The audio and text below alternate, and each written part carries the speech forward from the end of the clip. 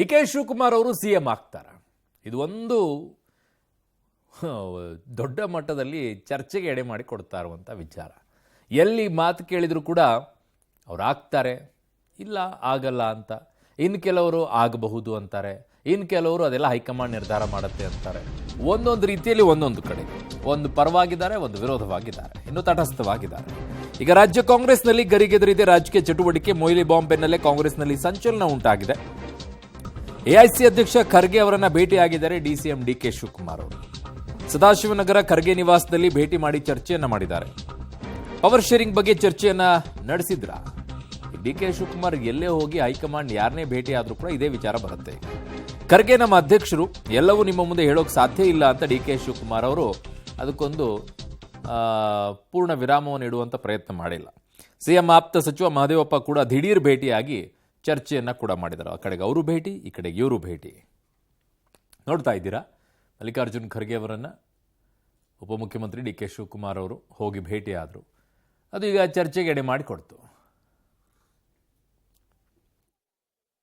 ನೋಡಪ್ಪ, ನಾನು ಮಲ್ಲಿಕಾರ್ಜುನ್ ಖರ್ಗೆನ ಭೇಟಿ ಮಾಡಿದೆ, ಇನ್ಯಾರು ನಾನು BJP ಆಫೀಸ್ಗೆ ಹೋಗಿ ಭೇಟಿ ಮಾಡಲಾ? ಈಸ್ ನಮ್ಮ ಕಾಂಗ್ರೆಸ್ ಅಧ್ಯಕ್ಷರು, ನಾನು ರಾಜ್ಯದ ಅಧ್ಯಕ್ಷರು. ನಾನು ಅವ್ರನ್ನ ಬಂದ ತಕ್ಷಣ ನಮ್ಮ ರಾಜ್ಯಕ್ಕೆ ಬಂದಾಗ ಅವ್ರಿಗೆ ಗೌರವ ಕೊಡದೆ ಇನ್ಯಾರು ಗೌರವ ಕೊಡೋಕ್ಕಾಗ್ತದೆ? It is my duty.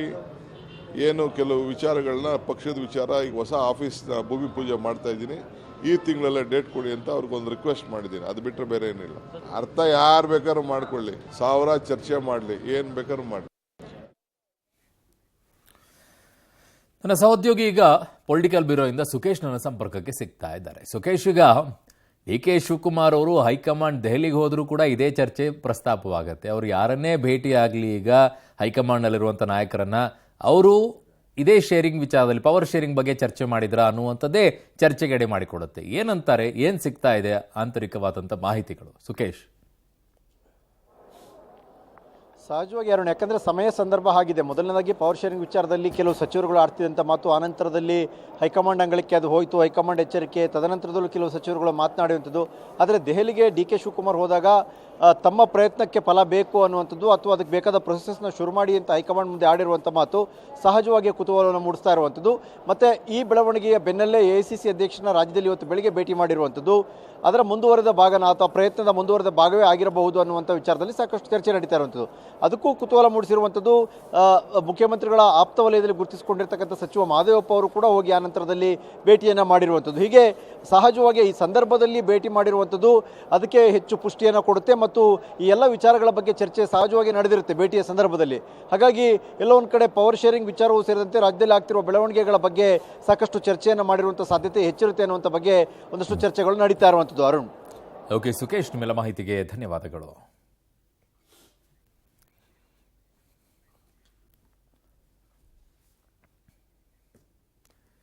Silent ಆಗಿದ್ದಂತಹ ಈ ಚರ್ಚೆ ಏನಿದೆಯಲ್ಲ, ಆ ಚರ್ಚೆ ಮತ್ತೊಂದಿಷ್ಟು ಭುಗಿಲ ಕಾರಣ ಆಗಿದ್ಯಾರು ಅಂತಂದ್ರೆ ಸೀನಿಯರ್ ಲೀಡರ್ ವೀರಪ್ಪ ಮೊಯ್ಲಿ ಅವರು. ಅವ್ರು ಈಗಲೂ ಕೂಡ ಹೇಳ್ತಾ ಇದ್ದಾರೆ, ನನ್ನ ಹೇಳಿಕೆಗೆ ನಾನು ಈಗಲೂ ಕೂಡ ಬದ್ಧ ಅಂತ ಹೇಳಿ. ಕಾಂಗ್ರೆಸ್ನಲ್ಲಿ ಈಗ CM ಕುರ್ಚಿ ಕಾಳಗ ನಿಲ್ತಾ ಇಲ್ಲ. ಕುರ್ಚಿ ಕಿತ್ತಾಟಕ್ಕೆ ಮತ್ತಷ್ಟು ತುಪ್ಪವನ್ನ ಸುರಿಯುವಂತ ಕೆಲಸ ಮಾಡಿದ್ರು ವೀರಪ್ಪ ಮೊಯ್ಲಿ ಅವರು. ನನ್ನ ಮಾತಿಗೆ ನಾನು ಈಗಲೂ ಕೂಡ ಬದ್ಧ ಅಂತ ಮೊಯ್ಲಿ ಅವರು ಹೇಳ್ತಾರೆ. ಸಿದ್ದರಾಮಯ್ಯವ್ರನ್ನ ಕೆಳಗಿಳಿಸಿ DK CM ಆಗ್ತಾರೆ ಅಂತ ನಾನು ಹೇಳಲಿಲ್ಲ ರೀ, DKಗೆ CM ಆಗಲು ಅರ್ಹತೆ ಇದೆ ಅಂತ ನಾನು ಹೇಳಿದ್ದೀನಿ ಅನ್ನುವಂಥದ್ದು ಮೊಯ್ಲಿ ಅವರ ಮಾತು. ಕೇಳಿಸ್ಕೊಳ್ಳಿ, ನನ್ನ ಸಹೋದ್ಯೋಗಿ ಜೊತೆಗೆ ಅವರು ಮಾತನಾಡಿದ್ದಾರೆ. ಏನು ಹೇಳಿದ್ದಾರೆ, ಅವರ ಸ್ಪಷ್ಟನೆ ಏನು ಅಂತ ಕೇಳಿಸ್ಕೊಳ್ಳಿ. ಶಿವಕುಮಾರ್ ಮುಖ್ಯಮಂತ್ರಿ ಆಗುವ ವಿಚಾರಕ್ಕೆ ಸಂಬಂಧಪಟ್ಟಂತೆ ಮಾಜಿ ಮುಖ್ಯಮಂತ್ರಿ ವೀರಪ್ಪ ಮೊಯ್ಲಿ ಅವರು ಕೊಟ್ಟಂತ ಒಂದು ಹೇಳಿಕೆಯ ನಂತರದಲ್ಲಿ ಸಾಕಷ್ಟು ಚರ್ಚೆಗಳು ನಡೆದಿತ್ತು, ಬೇರೆ ಬೇರೆ ಮಾತುಗಳು ಕೂಡ ಕೇಳಿಬಂದಿತ್ತು. ಇದೆಲ್ಲದರ ಬಗ್ಗೆ ಮಾತಾಡಲಿಕ್ಕೆ ಸ್ವತಃ ಮಾಜಿ ಮುಖ್ಯಮಂತ್ರಿಗಳಾಗಿರ್ತಕ್ಕಂಥ ವೀರಪ್ಪ ಮೊಯ್ಲಿ ಅವರು ನಮ್ಮ ಜೊತೆಗಿದ್ದಾರೆ. ಸರ್ ನಮಸ್ತೆ. ಸರ್ ಮೊದಲನೇದಾಗಿ ತಾವು ಆಡಿರುವಂಥ ಒಂದು ಮಾತು ಸಾಕಷ್ಟು ಚರ್ಚೆಗೆ ಗ್ರಾಸವಾಯಿತು. ಏನು ಸರ್, ಈಗ ತಾವು ಈಗಲೂ ಅದೇ ವಿಚಾರವನ್ನು ಹೇಳ್ತೀರಾ ಏನು ಅಂತ? ಅದೊಂದು ಒರಿಜಿನಲ್ ಕ್ಷೇತ್ರ, ನಾನು 6 ಬಾರಿ ಪ್ರತಿನಿಧೀಕರಿಸಿದಂಥ ಒಂದು ವಿಧಾನಸಭಾ ಕ್ಷೇತ್ರ. ಅಲ್ಲಿ ಒಂದು ಸಾರ್ವಜನಿಕ ಸಭೆ ಇತ್ತು, ನಮ್ಮ ಕಾಂಗ್ರೆಸ್ ಕಾರ್ಯಕರ್ತರದ್ದು ಭಾಳ ದೊಡ್ಡ ಸಭೆ. ಅದಕ್ಕೆ ಮಾನ್ಯ DK ಶಿವಕುಮಾರ್ ಅವರು, ನಮ್ಮ PCC ಅಧ್ಯಕ್ಷರು ಬಂದಿದ್ದರು. ಅಲ್ಲಿ ಮಾತಾಡ್ತಾ ನನಗಂದರೆ ಈ ಪತ್ರಿಕೆಯಲ್ಲಿ ಆದಷ್ಟು ದೂರ ಇರೋಣ ಅಂತೇಳಿ. ಯಾಕಂತೇಳಿದರೆ ನಮಗೆ ನಾವು ಪ್ರಾಮಾಣಿಕವಾಗಿರುವಂಥ ಜನಗಳು, ಸತ್ಯ ಮಾತಾಡುವವರು ನಾವು. ನಮಗೆಲ್ಲ ಟ್ವಿಸ್ಟ್ ಮಾಡಿ ಕೊಂಕು ರಾಜಕಾರಣ ನಮ್ಗೆ ಗೊತ್ತಿಲ್ಲ. ಅಲ್ಲಿ ನಾನು ಇಷ್ಟೇ ಹೇಳಿದ್ದು, ಯಾಕಂದರೆ ನೀವು ಈಗ ಭಾಳ ಚರ್ಚೆಗಳಾಗ್ತಾ ಇದೆ ಫಾರ್ ಆ್ಯಂಡ್ ಎಗೇನ್ಸ್ಟು, ಅದರಿಂದ ಪಕ್ಷದ ವರ್ಚಸ್ಸಿಗೆ ಘನತೆಗೆ ಹಾನಿ ಆಗ್ತಾ ಇದೆ. ಅದು ಆಗಬಾರ್ದು. ನೀವಂತೂ ಈ ಬಗ್ಗೆ ಅದನ್ನು ಕೊನೆಗೊಳಿಸಬೇಕು. ಅದಕ್ಕಾಗಿ ನಾನು ಹೇಳೋದಿದ್ದರೆ, ನೀವಂತೂ ಮುಖ್ಯಮಂತ್ರಿ ಆಗುವ ಯೋಗ್ಯತೆ ನಿಮ್ಮ ಹತ್ರ ಇದೆ, ಮತ್ತು ಒಳ್ಳೆಯ ಪಕ್ಷವನ್ನು ಸಂಘಟನೆ ಮಾಡಿದ್ದೀರಿ, ಒಂದಲ್ಲ ಒಂದು ದಿವಸ ನೀವು ಮುಖ್ಯಮಂತ್ರಿ ಆಗೇ ಆಗ್ತೀರಿ ಅಂತೇಳಿ ಹೇಳಿದ್ದೆ ನಾನು. ಅದರ ಮೇಲೆ ಪತ್ರಿಕೆಗಳೆಲ್ಲ ಹಾಕಿದರು. ಈಗ ಅದನ್ನು ಅದರ ಬಗ್ಗೆ ಸಾಕಷ್ಟು ಚರ್ಚೆಗಳಾಗ್ತಾಯಿದೆ. ನಾನು ಸ್ಪಷ್ಟವಾಗಿ ಹೇಳಿದ್ದು ಅಂತ ಹೇಳಿದರೆ, ಪಕ್ಷದಲ್ಲಿ ಮುಖ್ಯಮಂತ್ರಿ ಯಾರಾಗಬೇಕು ಅಂತೇಳಿ ಅದರ ಬಗ್ಗೆ ಒಂದು ನಮ್ಮ ಕಾಂಗ್ರೆಸ್ ಪಕ್ಷದಲ್ಲಿ ಪರಂಪರೆಯಿಂದ ಒಂದು ಪ್ರಜಾಪ್ರಭುತ್ವದ ಒಂದು ಪ್ರವೃತ್ತಿ ಇದೆ. ಏನಂತೇಳಿದರೆ, ಕೇಂದ್ರದ ವೀಕ್ಷಕರು ಬರ್ತಾರೆ, ಎಲ್ಲ ಶಾಸಕರದ್ದು, ಕಾಂಗ್ರೆಸ್ ಶಾಸಕರದ್ದು ಅಭಿಪ್ರಾಯ ತಗೊಳ್ತಾರೆ, ಆಮೇಲೆ ಆ ವರದಿ ಹೋಗ್ತದೆ, ಅಲ್ಲಿ ನಿರ್ಣಯ ತಗೊಳ್ತಾರೆ. ಸರ್, ಈಗ ಚರ್ಚೆ ಇರುವಂಥದ್ದು, ಈ ಅವಧಿಯಲ್ಲಿ CM ಮತ್ತು DCM ಅವರ ನಡುವೆ ಪವರ್ ಶೇರಿಂಗ್ ಕಮಿಟ್ಮೆಂಟ್ ಆಗಿದೆ 2.5 ವರ್ಷ ಅನ್ನುವಂಥ ವಿಚಾರ. ತಾವು ಹೇಳುವಂಥ ವಿಚಾರದಲ್ಲಿ ಆ ವಿಚಾರ ಪ್ರಸ್ತಾಪ ಇತ್ತ ಸರ್? ಇಲ್ಲ, ನಾನು ಆ ಹಿನ್ನೆಲೆಯಲ್ಲಿ ಮಾತನಾಡಿದ್ದಿಲ್ಲ.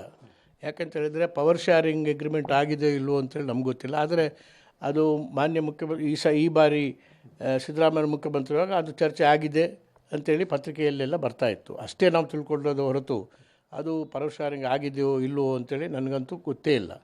ಆದರೆ ನಾನು ಹೇಳೋದು, ಈ ಬಗ್ಗೆ ಚರ್ಚೆ ನಡೀತಾ ಇದೆ, ಅದು ಚರ್ಚೆಗೆ ಅಂತಿಮ ಆಗಬೇಕು. ಇದಕ್ಕೆ ಒಂದು ಕ್ರಮ ಇರ್ತದೆ. ಯಾಕಂದರೆ ಏನಾದರೂ ಬದಲಾವಣೆ ಆಗಬೇಕಾದ್ರೆ ಕೇಂದ್ರ ಸರ್ಕಾರ, ಪಕ್ಷದ ಶಾಸಕರು ಅಭಿಪ್ರಾಯ ತಗೊಳ್ಬೇಕು. ಅಭಿಪ್ರಾಯ ತಗೊಂಡ್ಮೇಲೆ ವೀಕ್ಷಕರು ಇದಕ್ಕೆ AICCಗೆ ವರದಿ ಕೊಡ್ತಾರೆ, ಅದರ ಮೇಲೆ ನಿರ್ಣಯ ಆಗ್ತದೆ.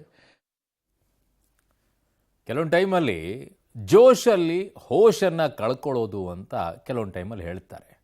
ಹಾಗೆ ಈಗಲೂ ಕೂಡ ಸೆಟಲ್ಡ್ ಮ್ಯಾಟರ್ ಅಂತ ಹೇಳಿದರು. ಈಗ ಆ ಥರ ಏನಿಲ್ಲ ಅನ್ನಿಸ್ತು, ಆ ಥರ ಹೇಳಿದೆ ಅಂತ ಹೇಳ್ತಾರೆ.